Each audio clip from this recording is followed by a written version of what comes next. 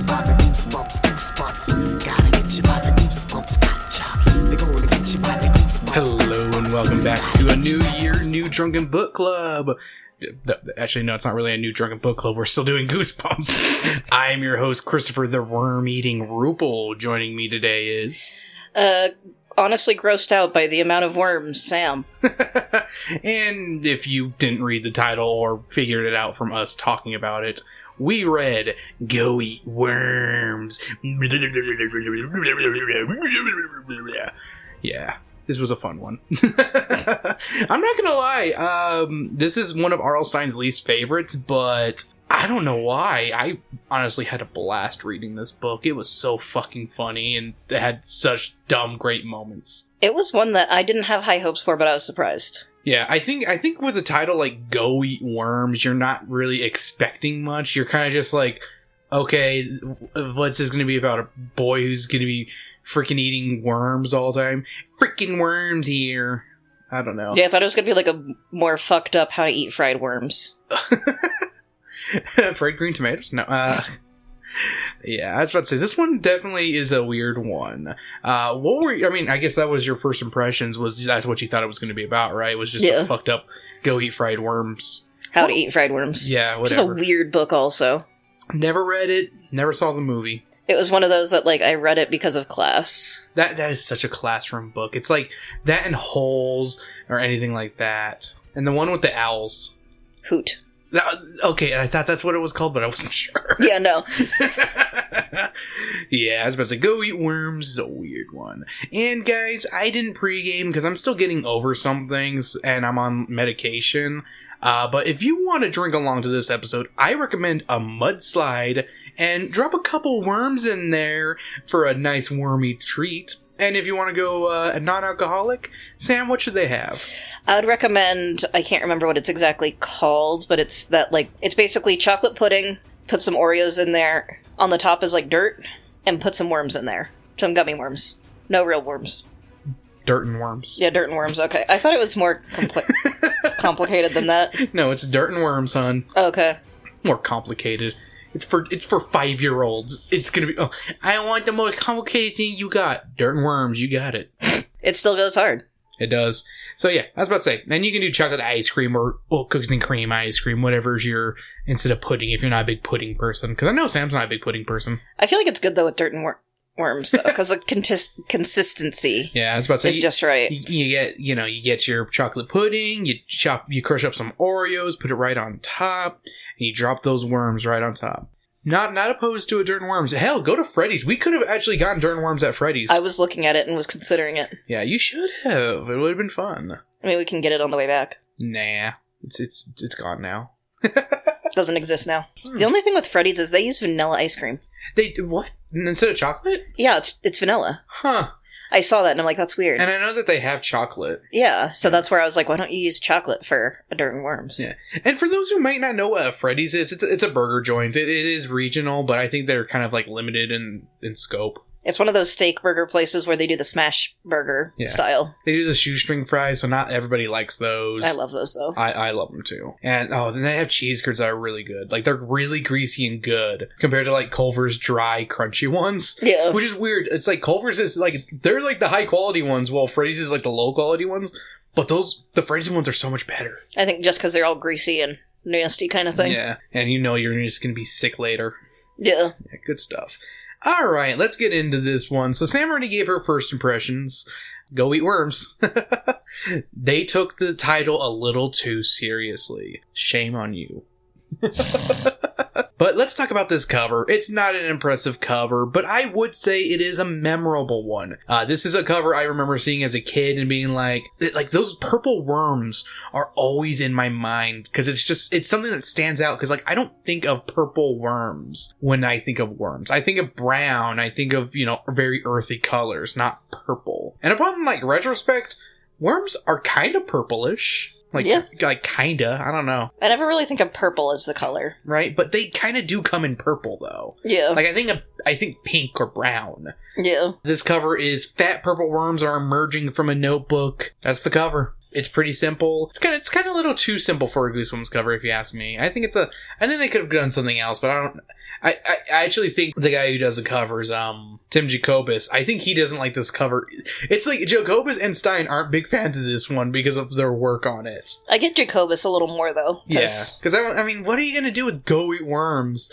Actually, you know what? I think one of the cover, I don't know if it's a cover or if it's just a random illustration. I remember seeing it on the Goosebumps website, and it's like him in the bathtub, like in that nightmare sequence that's later on. And that's a gross image that's really good. Yeah, that was creepy. But then again, I don't want to see naked little boy on my cover. That would get us on a different kind of list. Yeah, I don't want naked boy. I do not want naked boy. Alrighty, so let's get into the story, Sam. Tod Barstow. Or Barstow, how did you pronounce it? I did Barstow. Yeah, Barstow is absolutely obsessed with worms. Todd and his best friend Danny love using worms to scare others, especially Todd's sister, Regina, and her friend, Beeth. That's how you were pronouncing. What, Regina and Beeth? Yeah. Regina is what you said. Regina. One day, while digging up worms on their school's baseball diamond, Todd and Danny began feeling giant tremors coming from underground. Believing this to be an earthquake, the boys rushed back into school to warn their peers. Todd and Danny quickly learned that nobody who was inside felt the tremors. From inside the school, Todd sees Patrick McKay, one of his classmates, digging up worms outside. Todd is informed by his sister that Patrick is creating a science fair project about worms. Todd is furious. "I'm the worm boy. No one else can be worm boy. I'm wormy." Yeah, I'm like, chill, Todd. I'm the white boy who's interested in this. Also, I'm going to point out that like both of their science fair projects are kind of lame. We'll get into it. Trust me, I want to get into that. In all honesty, yeah. Let's actually, once we get to the science fair, we'll talk about that. Okay. Fair. But I think Todd might be on the spectrum because, like, isn't that like a thing with kids who have like autism or something? Like when someone else is doing the thing that they're really into, they get mad at them. I'm not sure. Like, I think I've heard that before. Like, I might be wrong. I might be crossing my wires on something and thinking of just, like, mean white boys or something, but... Well, and I know, like, it could also happen with girls, because it would always be like, no, you can't do that. Yeah. I feel like there is just very a common thing of, like, if you're doing this thing, they can't do it either. Yeah. So it becomes weirdly, like, competitive intrinsically with children. I think it's less of, like, a spectrum thing, although I do think he is just on how obsessed he is with worms. He's really obsessed with worms. Like, it's not just like the horse girl phase. Yeah. It's like... It's the worm boy phase. You're really into dinosaurs, worms, or Egypt. There's no other things. Were you the dinosaur boy, Chris? I was Egypt, actually. Okay. I really liked it. The Mummy came out. I was obsessed with The Mummy. Fair. I also had an Egypt phase. But you didn't see The Mummy. Yeah, because they thought I'd get scared. Yeah, you would have. Yeah, I would have. You would not have had an Egypt face.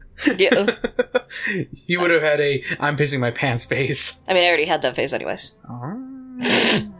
As the boys are heading back inside, they start to feel underground tremors. After school, Todd comes home and finds Regina working on her science fair project, a giant papier-mâché robin, which that's not a project either. Like, does R.L. Stine just think, oh, the kids make things out of papier-mâché like volcanoes, so that's a science fair project? I'm guessing. Well, and my other thought is, like... There's something else we can talk about at the end of the science fair project portion.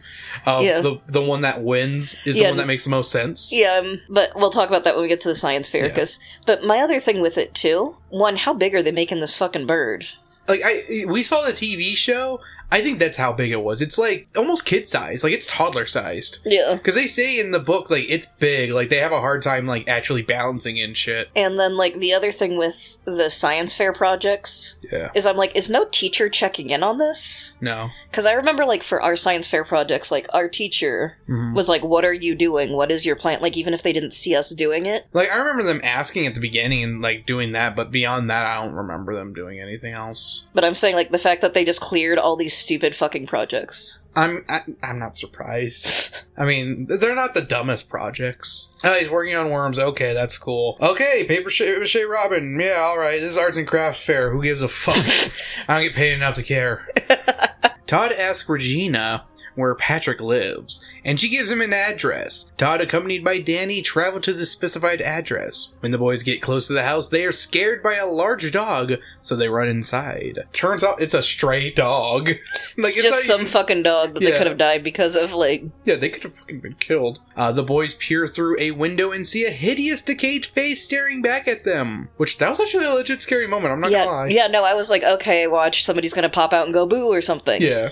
Or I'm like, oh, something's gonna be fucked up with Patrick. Yeah, I thought it was gonna be like, what's it called, like a fake out too. Because, like, I haven't read this one in so long. I forgot about this scene. But no, it's just a fucking... It also creates some really good tension, too, when they're, like, going through and they're like, this house hasn't been touched in ages, and what the fuck? Yeah, the boys run back to their respective homes. After entering his house, Todd overhears Regina on the phone. Regina brags about sending Todd to an abandoned house. The house had been used for a Halloween party, and the decayed face in the window was a leftover decoration. Classic Regina. Gina, for short, or Reggie. Later, when Regina asks Todd if he went to the specified address, he denies going there entirely. Todd secretly swears revenge. At the science fair, Todd brings his worm farm, but then he sees Patrick has made a worm skyscraper. Which, what the fuck is even... So I think you could do an interesting thing, like, here's my thought if you wanted to actually do a real, like, quote-unquote worm skyscraper. Yeah.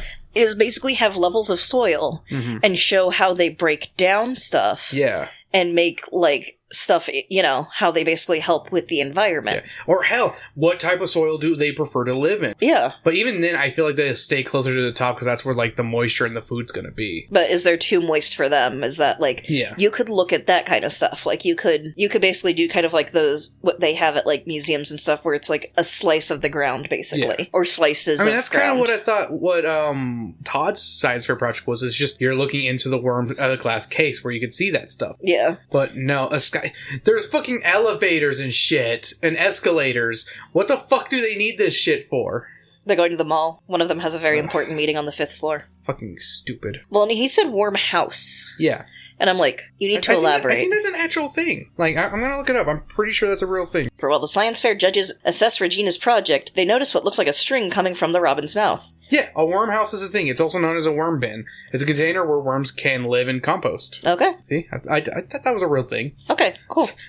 RL's not creative enough to come up with a worm house. They pull it, and worms pour out onto the judges. Todd recalls filling the bird with worms earlier that day as a way of getting even with Regina. Classic Todd. Later, when it comes to announce the winner, it is revealed that neither Todd nor Patrick won. Danny's balloon solar system won. Which... yeah, that's like the only thing that they really talk about that's actually scientific. If fucking, what's-his-face, Patrick McKay or whatever, actually talked about why he made a worm skyscraper to actually, you know, like what you're saying, like something more interesting beyond, oh, this is just where they live, and there's fucking elevators and shit. Or with worms to show with how composting happens, even with fucking Todd's... Yeah. Like, I feel like Todd was just house. like, I have worm house. I don't know what they're doing there. They worm. They worm their way through things. They're like, what does that do? Worm. I like to put worms at my butt. I'm Todd.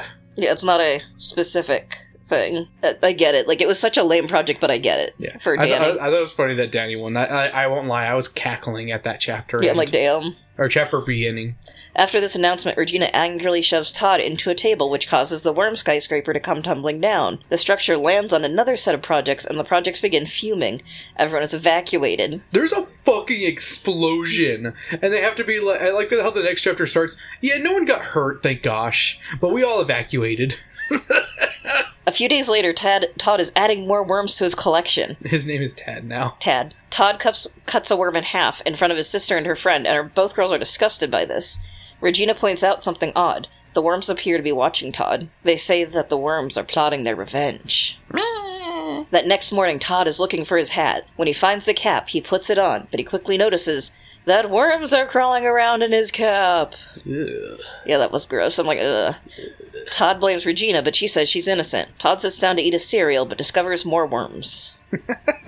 Worms. How'd you not notice worms in your bowl? What kind of cereal would you have to have not to realize you have worms in there. I feel like a Life cereal, maybe, like something that's brown, maybe like Chex, maybe. Yeah, probably something kind of easy. He's having Lucky Charms. Ooh, a new worm one. Or maybe something with like a bunch of different textures, because almost like part of me goes, Well, he didn't bite into the worm because he saw it first. Because I mean, obviously you're gonna see that first. Later at school, Todd accidentally bites into a worm that was hidden in his sandwich. Very haunted mask, Arlstein. Way to rip yourself off. Todd searches for his sister. He finds her talking with Patrick and Beth. Todd assumes that the trio is responsible for all the strangely placed worms that he's been finding. Patrick denies the accusation, explaining that he has stopped collecting worms and is into creating comic strips. Todd realizes Patrick is right when he steals the strip that Patrick is working on. The strip depicts an anthropomorphic worm named Todd, which, I'm just going to say it, that's kind of a bully thing to do, is to make a worm drawing of someone and make that their, like, key thing. Yeah. Like, that's kind of bullying, right? You're the worm guy now. Yeah. Although he is kind of already the worm guy. But, like, making a caricature and making a comic strip about it, you know, that it feels kind of mean, right? Yeah, it does. Like, that's something you just keep between your friends, but I don't know if he's... I mean, I feel like Patrick would show everybody, and then Todd would be the last one to find out and be like, I told myself. Yeah. Worms up my butt. Todd continues to find worms in strange places. Yeah, worms up his butt. One night, Todd sneaks into the basement so he can inspect his tank of worms in the hopes of solving the mystery of how they have been escaping, and then talks to them. He apologizes for what he did, but then says that he'll have to get rid of them if they keep escaping. Todd is then caught by his father, who tells him he has had it with his worms. Todd's mother then appears a few moments later, asking if everything is alright. Her husband replies that everything is okay and that it's just more worm trouble. Mrs. Barstow tells them to get back to bed before leaving the basement. Mr. Barstow informs Todd that he can't have him scaring everyone in the house and staring into a tank of worms instead of getting his sleep, and tells him to dump all the worms in the garden tomorrow afternoon. When Todd tries to argue, his father doesn't listen, saying he's made up his mind and there's no discussion. He also adds that he's sure Todd can find something better to collect than worms. Like, hey, I can think of something. It's called Pogs. They're cool. They're new. There's Goosebumps ones.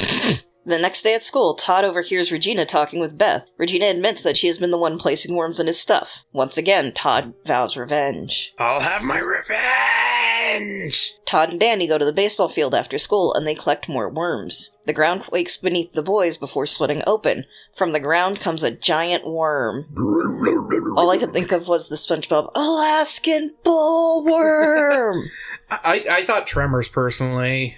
Fair. I thought of that. I thought of Beetlejuice, the fucking... As the tree-sized worm tackles Todd, he speculates that it must be the mother worm, and she is angry that Todd has hurt her offspring. The worm begins pulling Todd underground, and Danny can't stop it. Danny sees Regina and Beth passing by, carrying their giant papier-mâché robin home from school. When the girls approach, the worm thinks the bird is real and is scared off, leaving Todd unharmed. So, like, I don't know, maybe the worm can't tell perspective or whatever, and it thinks it's way bigger than it actually is. Or maybe the worm isn't as big as we think it is. Yeah. I was like, I don't know, when he said it was a giant worm, I thought, like, SpongeBob and Sandy, Alaskan sandworm size, you know? Again, like Tremors and Beetlejuice, like giant like ass big-ass worms. But, like, it almost makes it feel like it's all, like if it's afraid of, like, that papier-mâché robin, I'm thinking maybe, like, thick anaconda or something. Yeah. Thickaconda.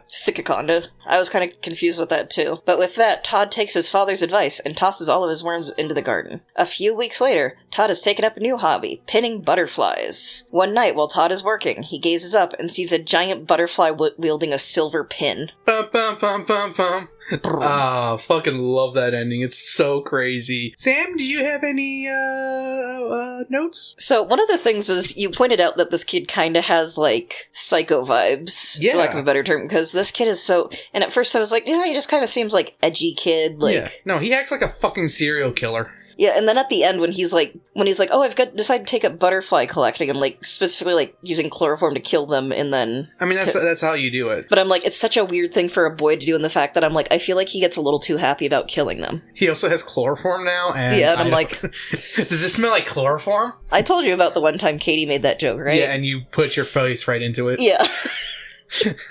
Oh, I don't know. Let me smell. But I don't have that many notes. Oh, I've got plenty. So let's start off with the pop culture references. Sam, can you think of any before we go? The Raiders cap. Yep. There's Christopher Robin, because they named their Robin Christopher Robin. Yep. Those are the main ones I got. All right. The Lincoln vehicle. Oh, yeah. Star Trek, because he actually falls asleep or stays up and watches a Star Trek episode. Looney Tunes, because he refers to himself as, like, he thinks that if he's talking to the if people hear him talking to the worms, they'll think he's a Looney Tune. Oh, yeah, there's the picture of the bathtub one. Yeah, that's, yeah, ugh. Naked boy. Nintendo, because he plays as Nintendo. And Trapper Keeper. Good old Trapper Keeper. RL needs to stop playing D&D. He thinks worms are purple, but that's a monster in the monster manual. Sam, how many times do you think the title Go Eat Worms is title dropped? I remember like 5 times at least, but I feel like it's more than that. Actually, I only got 4. Page 12, page 43, page 52, and page 117. Okay, so I wasn't far off with my guess. You're close. The school janitor shouldn't have to pick up those worms after the Christopher Robin accident. Yeah, no, that shouldn't be on him. Yeah, no. Like, I literally saw, like, they were like, the janitor's cleaning it. And I'm like, no, have fucking Todd and his sister clean it, because fuck that. That's not his fucking job. His job is to fucking maintain, not to fucking clean up like that shit. Page 48 has the dumbest quote. Can worms live in a real skyscraper? How'd you feel about that line, Sam? About a grown-ass adult asking a child, can a worm live in a real skyscraper? Dude, if you can have compost in it, then yeah, it can. You dumb fuck. Because it's one thing when it's like... about that line? I forgot about that line. But Sam, can a worm live in a skyscraper? Can you put compost? Can you put a compost bin in the What if a snail was fast? Same fucking energy. It's just a DreamWorks exec before he got hired. Yeah, before he got fired, more like it. Page 57, Todd kills an earthworm to show off the scientifically incorrect idea of cutting an earthworm in half makes 2 worms. Certain worms you can do that where you can cut them and it'll be 2, but earthworms are not that. He literally maimed a worm so it would grow its tail back, but the side without the head is going to die. Like, it'll keep wiggling for a while, but it'll die. At first I thought Patrick did nothing wrong, but when he made the comic strip picking on Todd, that's kind of mean. Yeah. The book mentions a game called Worm Attack. I'd like to say this. R.L. Stine was a genius. He came up with Worms, the video game series Worms, because that came out a year after this. Neat. Which, I mean, I know we both like Worms a lot. Yeah. So I'd say that's such a fun party game. It is. That's what I'd say. It's just fun to shoot each other with bazookas, sheep and shit. Yeah. If you've never played Worms, check out a Let's Play or pick it up on one of the systems. Get your friends in on that shit. In the past, I've complained about nightmare sequences, but this one had a top tier nightmare in it with the whole worms coming into his bathtub and it filling up with worms. Yeah, like that's just a gross idea. Like, I felt so icky after that. I'm like, ugh. Like worms are going up his butthole.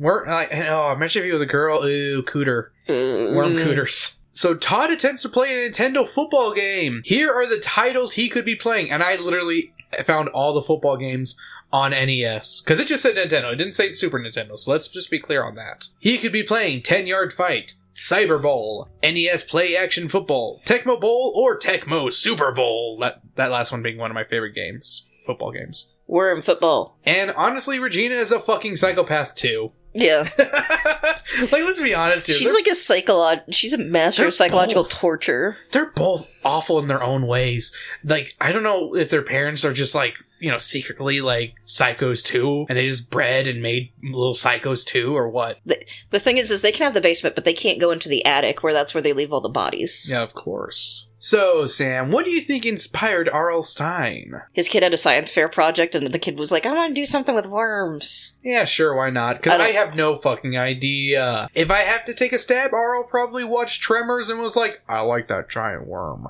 I'm going to use it somehow in a book, and then thought of the masterful title, Go Eat Worms, and worked it out from there. Literally, there's no fucking hint as to what inspired R.L. Stine on this one. Either that or he originally worked with the how to eat fried worms but make it spookier and worked backwards. Wait, when did that come out? I don't know. You should look that up, because I think you're factually wrong. Originally published 1973. Damn! So maybe? Yeah. Because this, I think that this book came afterwards. I think. I'm not sure. Can I get confirmation? Based on your own notes saying that Worms came out in 95 and this book came out in 94. Oh, yeah. All right, random question. Sam, what's your feeling on worms? How do you feel about them? I think they're an important thing they're an important animal in the ecosystem. Yeah. I don't think I'd really want, like, a worm farm in my house if we weren't, like, composting. Yeah. Like, if we could compost, that would be cool, but we don't have... Yeah, no, we don't. We don't have a garden Then or anything. worms aren't really, like, what's it called? They're not a very Arizona-friendly animal. Yeah, they need moisture, and there is not much moisture. Yeah, like, you have to have a very specific area for them. There is an earthworm farm in Phoenix, by the way. Neat. Yeah, which I found pretty cool. Because I was doing a little research, because I'm like, you know what, like, I just typed in worms of Arizona, because, like, I don't know of, like, I know, obviously, near, like, lakes and shit like that, there's going to be worms because of the moisture around there, and that's where a lot of plants are going to grow as well. But yeah, there's a Phoenix earthworm farm, and I'd like to visit it one day. Neat. So I can poke the worms. But yeah, I was going to say, it's not something I'd like. They're not animals, I think, that I'm, like, obsessed with, or will be obsessed with. They're cool. They're fine. But yeah. They're worms. I'm going to say, I know why they're needed and why they're important. Exactly. They're very important. Yes. Ever touched a worm, Sam? I think so, like when I was like in preschool or something. Because I remember we had like a garden that had worms. Yeah. In middle school, we dissected a worm, so I touched one there. And when I went fishing with my dad, we had live bait and we also had fake stuff. And I did skew the worm and did not catch anything. And I felt kind of bad about skewing a worm after not catching anything because I just stabbed a poor worm for nothing. But to be fair, you tried. It's not like you were just doing it to be a psycho. Yeah. Still felt bad. Yeah, fair. All right. Sour gummy worms or regular, Sam? I like regular more. Sour is so much better. Like, if I bet you $1,000,000 that you would change your mind if I put them right in front of you right now. I feel like you'd probably be right. Because you're thinking, oh, I just want the cute, tasty colors. Nah, it's all about... Because you know what's the best part about sour gummy worms? They're not that sour. They're like the perfect texture as well. They always remain that perfect texture. Like, trolley gummy worms, so fucking good. Why won't you argue me? Debate me over this. Come on. What's your debate? Why regular, Sam? Come on. I think partially... Debate me, please. What I'm thinking in dirt and worms, sour wouldn't be as good. Well, yeah, but we're not talking dirt and worms here. We're just talking about gummy worms in general. Just right, it's right in front of you. You can't put it in something else. I don't know. I'm just like, my brain, I think partially just my brain goes to what I know I like, whereas I haven't had sour in a long time. See, you know what? We have sour gummy worms in the house right now. We have some. You know what? I like how you're wagging your finger and you're like super intense. See, you got gummy worms.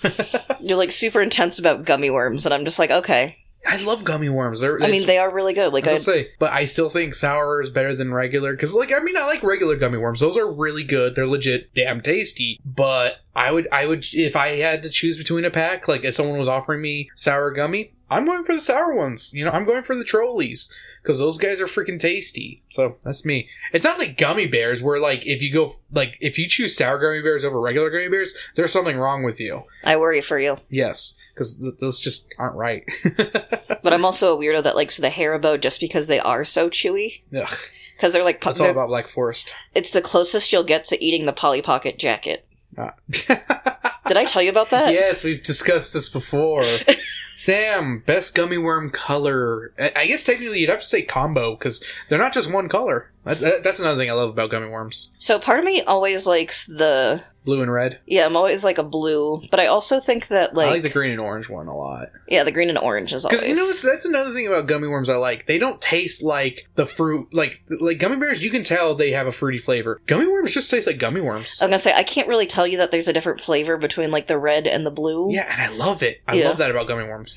But that way it's also nice, because again, it's not like even if you just have the greens left, green and orange. Green and orange. I love the green and orange. You're not like, oh... Red and yellow's bomb. Give me any gummy worm. Yeah, I was gonna say, I don't think there's any color I don't like. They're good. Ever gotten mad at someone for copying you? Once in, elementary school, in the after-school program I went to, because we were supposed to design something. Yeah. And I made a certain design, and then someone else made just a slightly different design. It's my own original design, Sam. Yeah, and... That child was me. And I remember being very mad, because, yeah. It wasn't me. Though I did go to that same one time, which is funny. Yeah. Just Just because I didn't know any other kids, so I was all like, I don't know anyone else here. And my mom was like, okay, you don't have to go. And final question, Sam, unless you have any questions to ask. I don't have any questions. Do you think R.L. Stein wrote this one? I think so, partially again because he says it's his least favorite that he's written. Because of as you said. Because he says he was disappointed in the writing. Yeah. I'm 100% with you. I'm at like a 95% sure that he wrote this one. Just because he said that. Like, if he hadn't said something like that, like, I'd probably, like... It's the terminology of how it's written, how he said, I don't like how it's written. That's what makes me go, oh, that's for sure why it's RL. It's a real life RL. My other thought of why... It's an RL goose. It's got a redhead, as you pointed out, because he always has a redhead. Yep, his best friend is redheaded. It takes place in Ohio. That's another good Which reason. is another Stein. Yep, that's a Stein. He's from Ohio. And then, like, the weird... And there's a psychopathic child. RL classic. And then also the weird, like, brand drops, because I notice they tend to avoid them more in the ones we think are more ghost written. Yeah. Whereas, like, RL is like, I don't give a shit. Star Trek. He's like... Raiders. yeah, he fucking name drops Star Trek because he loves Star Trek. Yeah, and also, if he ever says Nintendo, I'm like, yeah, that's an RL instead of NES. Alright, Sam, what's your book report on this? I would say, as much as he doesn't like how it's written, I think it's written well. Yeah, I blast to, yes. And another thing I thought was... It's another one of the Goosebumps that doesn't really dive that much into the it doesn't him spectacular. Yeah. Well, I'm getting to that. Oh, okay, sorry, yeah. As much as it stays into, like, what I would call the mundane of, like, everyday life. Because as much as the worms showing up are mysterious, there's no sign that it's supernatural. It reveals later on that it's just his sister pulling a prank. Yeah. Which I'm a little sad. I was kind of, like, that is one of my complaints about this one. I kind of wish that the worms were actually going after him in a nature revenge style story. I thought it would be interesting. Yeah. If it was one of those where it was like, okay, the hat was her, the food was her. Yeah. One of the things not being hers. Where he's like, why did you... The bed one shouldn't be hers because she wasn't there. Yeah. For her to be like, what do you mean? I literally didn't do that. And he's like, but you... When his parents say, oh, she's not here, she couldn't have done that. That's when I was like, oh, that's how I know for sure this is Worms taking revenge. Yeah. So that could have been really interesting. But overall, I do like the fact that's a very Night of the Living Dummy, though. I do like the fact overall, though, that it is kind of weirdly a thriller. Yeah. Like a baby's first thriller in a way. Yeah. Because it just, like, there's a sense of unease everything he does, even if there aren't worms. I would say overall, it's just if you think of it in that way, it's really enjoyable, and it's not like the other, You Can't Scare Me was another one that had a lot of, like, not magic into it, but was boring as shit. Yes. This, I'm like, okay, I actually want to know what happens next. The plot is moving. Yeah, and I think it also helps that it has a very entertaining protagonist of Tod. Tod is a very entertaining kid. He's a fucking great goose kid. Yeah. Overall, I'd give it probably a 4 out of 5. 4 out of 5. Very nice. Alright, I don't understand why Arl doesn't like this one. Tod is the perfect goose kid, and I love him. While it's not a great story, it's an entertaining one that has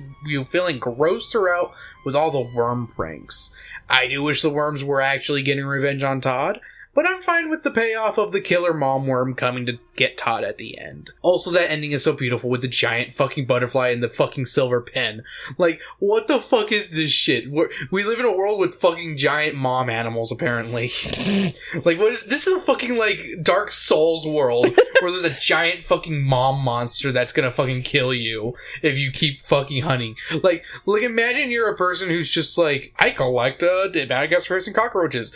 Oh, God, there's a giant Madagascar hissing cockroach now hunting me down.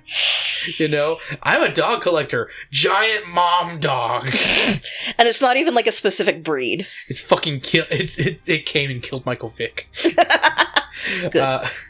But yeah, it also makes you wish it was longer than it is. Like for certain parts, I kind of wish there was more revenge on nature. But like those last few chapters, I wish were so much longer and so much. Like I almost wish he was like trapped underground in like a giant cave system. Like that would have been such a cool idea. And then him being hunted by the mom worm. I feel like that would have been a way cooler idea than Tod. Stop talking to your worms. Yeah, I absolutely adore.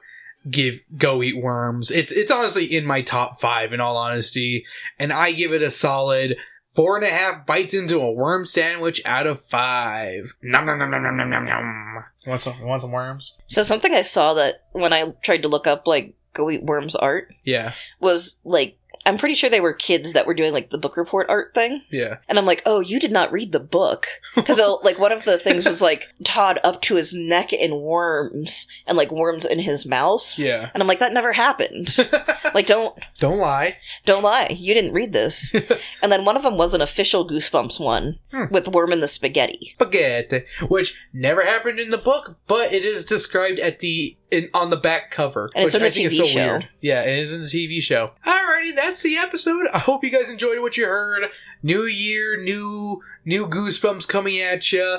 We're going to be doing a Give Yourself Goosebumps on our next episode. Your plant food. I feel like that's a good combination. I feel like it's a good pairing with Go Eat Worms is your plant food. Because, I mean, hey, your plant food. Yeah. That's what worms eat, right? Your worm chow, bitch. So stay tuned for that and another, I was about to say, we're still sticking with bi-weekly for right now, but who knows, maybe I'll get that worm up my butt to get off of it.